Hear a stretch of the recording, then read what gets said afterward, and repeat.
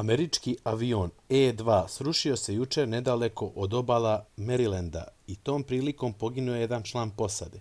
Ovaj avion služi za rano upozoravanje i kontrolu vazdušnog prostora. Podsjetimo, ovo nije prvi američki avion koji se srušio. 26. januara F-35C, borbeni skupocjeni avion, srušio se u Južnom Kineskom moru. 18. marta kao učesnik vojne vežbe V-22 Osprey srušio se u Norveškoj. A 24. marta u Luizijani F-16 borbeni avion također se srušio.